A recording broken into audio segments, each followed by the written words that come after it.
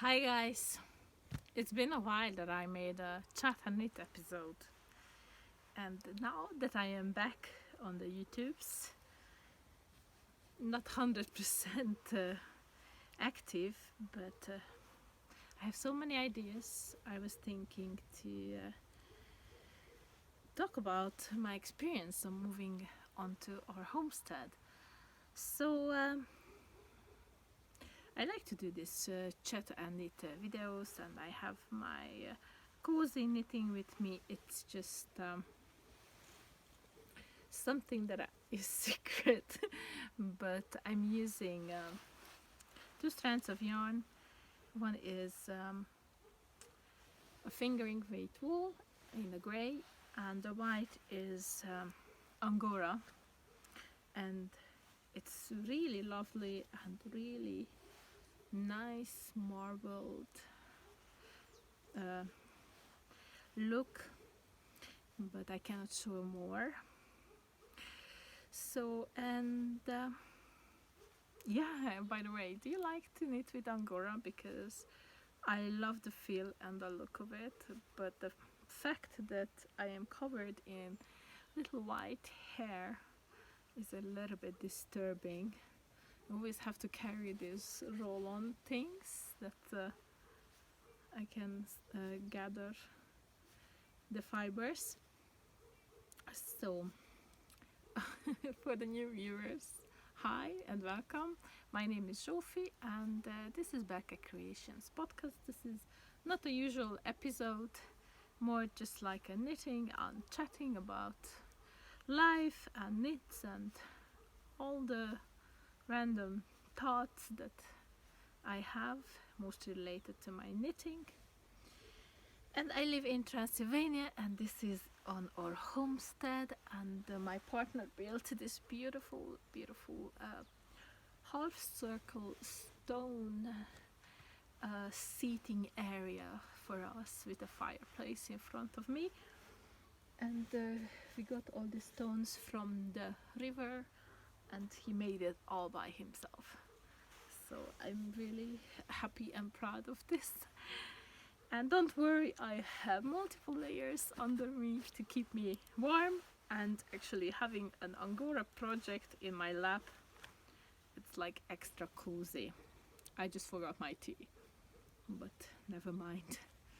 So in my last episode I lost the footage about me sharing my experience about moving to a completely new situation and accommodating myself to a completely new lifestyle, which is like more remote, and I'm out of the comfort of an apartment in a city. So we moved to our homestead, and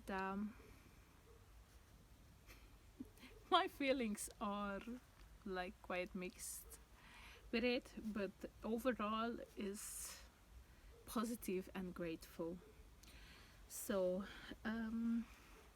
I stopped podcasting when we moved here because there was so much work, and it was in middle or beginning of the summer, and it was just so much work, like unpacking. But not only that, our house is not 100% finished. As I said, we are like a little bit like remote. It's like close to the forest. It's more like a cabin life. We don't have our electricity grid, and we don't have running water. So those are just, how to say, they take a while until, it took a while until I got used to my own systems of how to manage the household without those facilities. And yeah, it makes a little bit harder, and everything takes a longer time to do. But you don't have to imagine that we are just like, I don't know, like really bad conditions. It's we have a generator which is broke, but we have a generator, and we use batteries, and we can charge our things, and we have light inside in the night, and we also have a natural spring on the property, so it's great. It's just how to say, it takes, for us it takes a longer time to do all the things that you need for your comfort, right? So it's, how to say, it's not that smooth sailing. There is so much to do, and not like we have all the infinite amount of resources for that, but that's fine. It's how it is, and still living in nature, and here looking at these beautiful trees and the peace and the quiet. It's priceless for me. And so I worked a lot in September also in the garden. I started the cut flower garden, but just a little bit. I made a few bouquets and I sold them. And of course the veggies, I'm learning so much, because I grew up in a city, so I never in my life had to care for animals, or I didn't really garden myself. So I'm learning these days so much, acquiring new skills, and this is like so rewarding and so important to feel alive and feel useful. So with a homestead comes new survival skills almost, and I think it's very important. It's like crucial. For example, I started fermenting food. Really big fan of lacto fermentation now, and that's so great because I feel like my tired body and my tired system needs this kind of help from the probiotics and from healthy food and all this. And then because we are a little bit further to buy, for example, bread, sometimes I make my own bread, and that's great. I learned all from the YouTubes. And if I don't have yeast at home, or I don't have the starter, then I use just soda bread, so that was great too.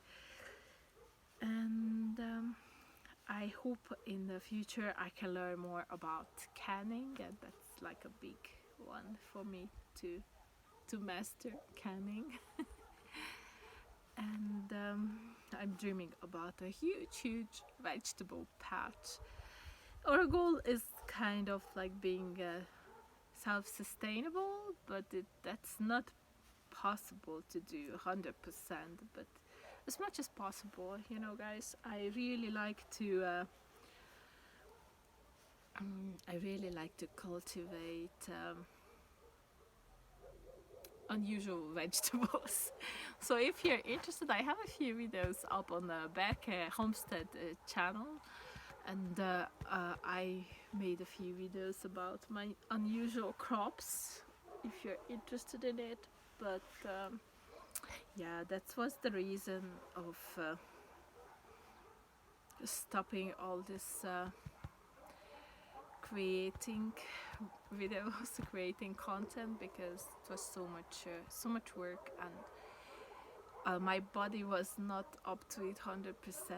Like so many times I felt tired and fatigued, and also I think adapting to a completely new situation and lifestyle, even if it's something that you desire, it still needs your energy, your mental energy also, not just your physical strength. And I had just like no more mental energy for Instagram and for media and for even for people. And I think that's a trait, a true sign that I am like I'm becoming even more introvert, but I guess that's fine. I don't have so much problem with it, and for me, this staying at home situation was really not so dramatical because of this.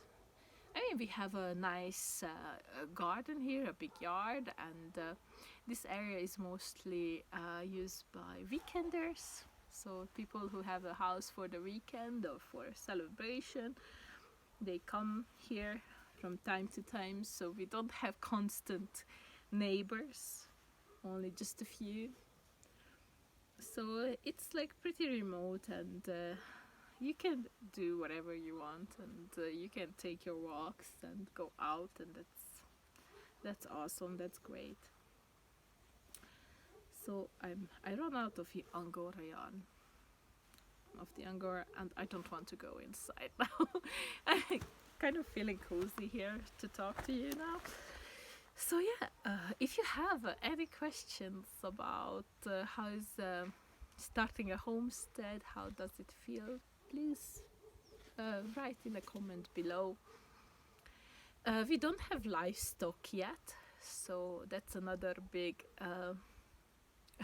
a big topic for me to learn, how to care for livestock. The first one I want are chickens and quails, and then I am dreaming about raising Angora rabbits and perhaps some sheep and making my own yarn from it. So this is for me a goal for next year, to start incorporating the animals into our system here, and then using as much as I can. I always try to use up whatever I can find here, what is like forageable, and yeah, we love to forage things, mushrooms and nettles and sorrel. So it's great. It's super empowering to have this kind of natural knowledge. And for example, the other day I made a wreath from a large tree that we had to cut down. I actually have a whole video about the process.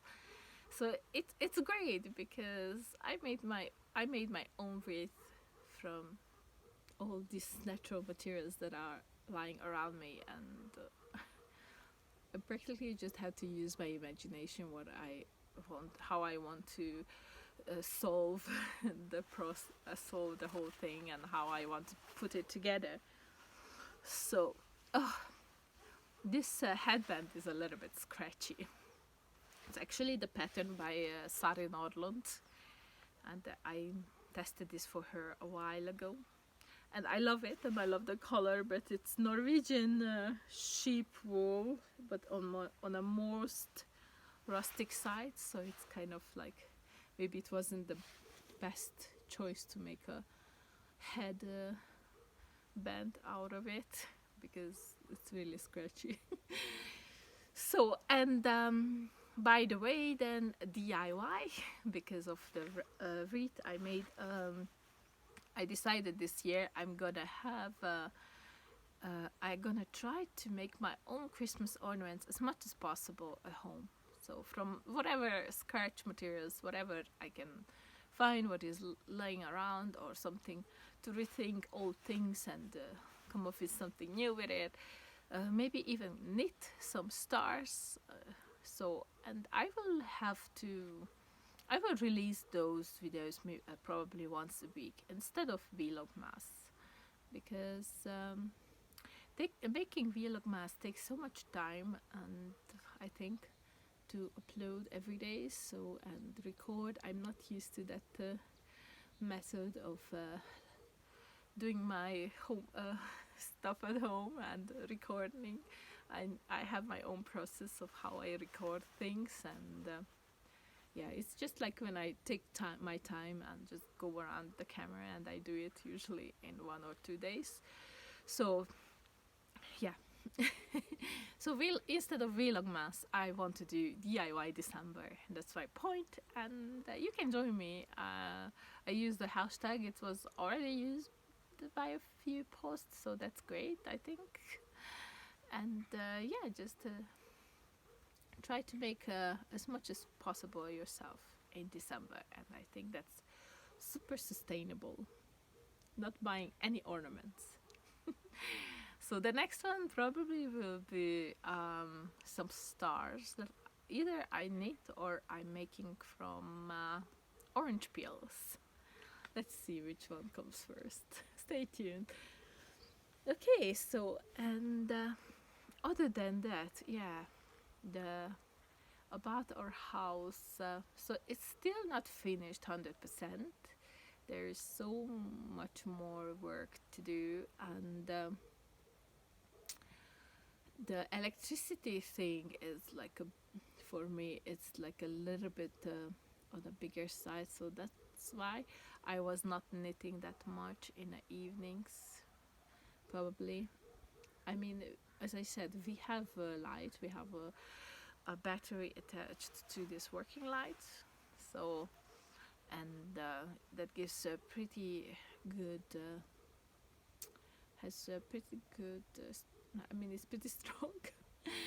But we want to have the solar panels. We have two solar panels and we want to install it, but it needs so many more utilities next to it, or other components to this whole system, and we only have half of it what is needed. So because of that, actually, I decided I was thinking about this for a while, but I decided I'm gonna destash some of my knitwear. So I'm back with my tea and my older project that I want to destash. And why I want to destash them? The most important factor I want to destash is because I'm not wearing them at all. And I think they are like my most successful. What is this? They are like my most successful projects, and they are fluffy, mohair, beautiful, really so romantic stuff. And I knitted them like 2.5 years ago. Wow, it's an airplane, but it's so foggy and so cloudy up there you cannot see it, just hear it. Yeah, these are like this gray, are very common in Transylvania here in the mountains. I mean, it's like we are surrounded in the mountains and we are in this depression, so the mist and this fog like kind of gets trapped. Sometimes it's fog for days. So my 2.5-year-old successful, beautiful, fluffy knits that I never wore, and I have at the moment 3 of them that I really love them, but I'm ready to give them away or sell them, destash them, because I need space, and I don't want to keep things in my house that I'm not using, or they are not they are just staying in a box. And then the other big issue, and I'm gonna be very frank here, is because I want to contribute with my own handwork and my own income into this project, that we get electricity and we get the solar power, hopefully this winter for our house. So this is even if not in December this month, but I really want until the end of winter to have this issue sorted, because it's so important, and I really need to have a little bit more room. Like, I would love to use a blender and have some grow lights for my little plants and seedlings that I'm starting later. and yeah, just a little bit more cozy and having a life a little bit easier. Not that I'm complaining, I like this kind of hardness, it makes me more resilient.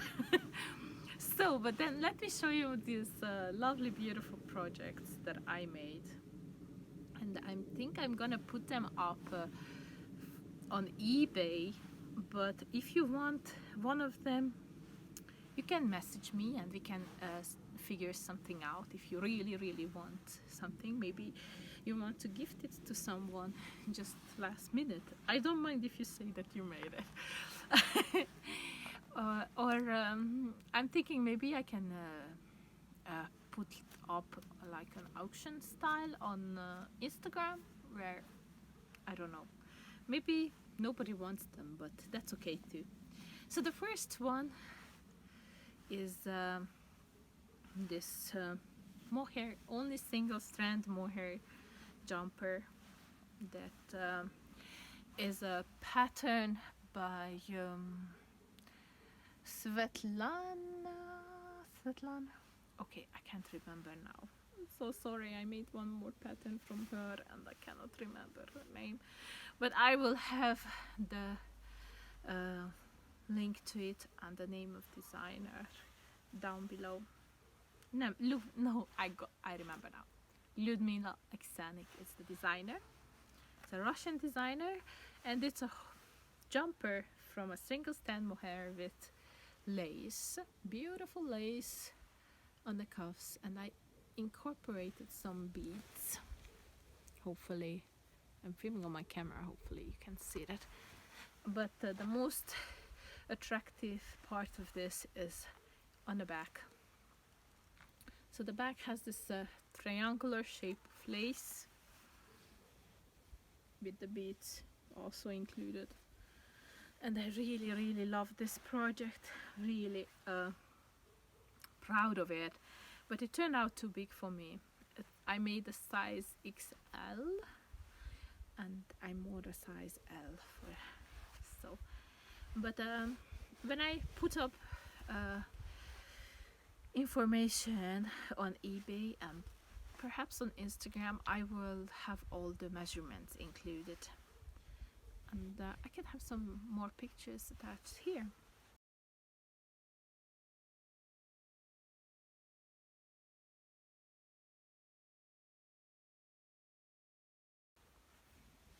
So yeah, I think they are so romantic and so beautiful.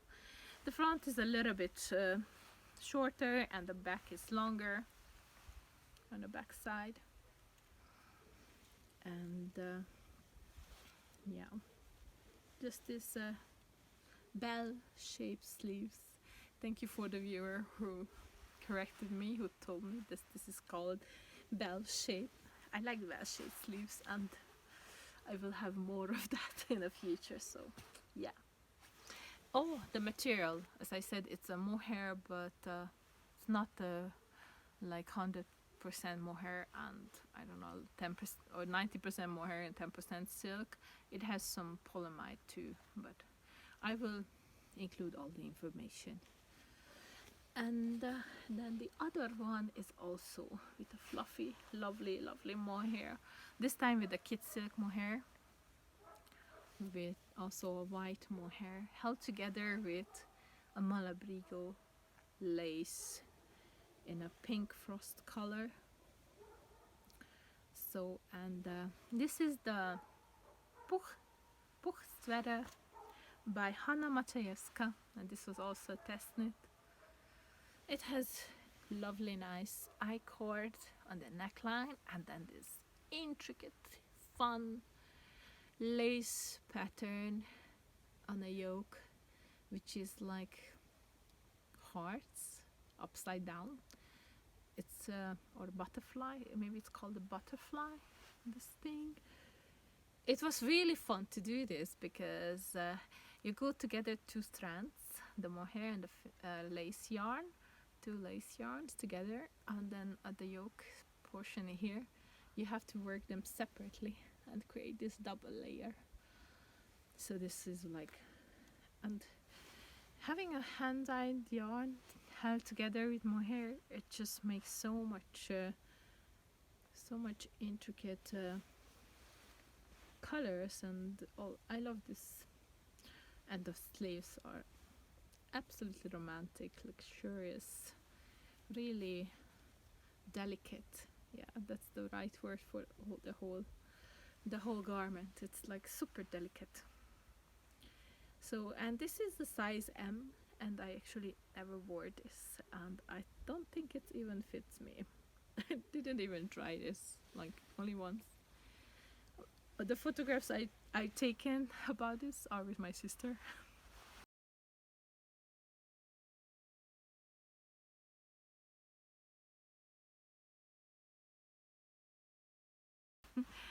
So yeah, I really love this project, or loved making it, and I'm really happy to make somebody else happy with it. Yeah, let me know, what do you think? Yeah, so maybe I said this already before, but I just found that with my lifestyle of living on a homestead, it's just never a right moment to wear such a delicate and such projects from expensive yarn, such garments, like, yeah, and these light beautiful colors. So nowadays I'm more drawn to more practical looking and comfy and earthy, and just the simplest garments. And yeah, okay, still not giving up on fluff and on mohair, but this is it. And the last one I am also presenting now, it's a shawl, a wrap, the Orianna wrap by Ambah O'Brien. And I have so fond memories about this wrap, because it was like one of my first test knits, like now it's like 3 years ago when I started to knit, and I started to apply for test knits, and this was one of the first ones. And I still remember being pregnant and sitting in a bed and starting this section and learning how to make this interesting eyelets with a big lace part. And a matter of fact, at that time I did not have enough different colors for this project. I only had this grey alpaca by Drops, and I dyed actually commercial yarn, the Drops alpaca. I dyed it for this project, so I dyed it this mustard yellow with onion skins, and I dyed it a little bit darker gray with sumac. Those were my first dye projects as well. So that was a really fun year when I started knitting, and I was experimenting with so many new things. So I'm really, really happy for this shawl. Really have so great memories, and I find it somehow that knitting is my journal sometimes.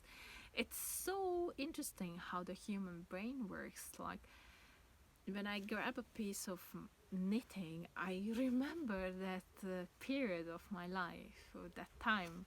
How was I feeling, where I was sitting, or what I was occupied with in my mind, perhaps.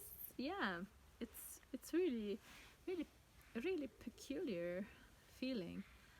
So this wrap is gorgeous, but it's also it's held together fingering weight yarn, Drops alpaca. It's held together with Drops kid silk mohair, and in some parts it's together and some parts it's separated, so it's like a little bit more see-through when you have only the single strand mohair or the single strand fingering weight yarn. And the big but for me is that I made it too long, because the original pattern had it you to repeat these 3 colors and have until here. Yeah, and I added another extra repeat at the end because I just loved this lavender blue, and I really want to use it up, and I felt like I need, for the balance, I need this last one. Felt that this dark lila purple, it's a little bit too much, so it's kind of this another purplish kind of balancing it. So for me, for my short figure, this is too long. It's really great around the neck, and it's really huge, but yeah, I felt it was too much and too long. So, and I never had a opportunity to wear this, so I am glad to pass it on, and I would be so happy if someone would appreciate it as much as I do, actually. Or yeah, I want it to be worn, and that's the main thing, because I'm so proud of this project, and there's so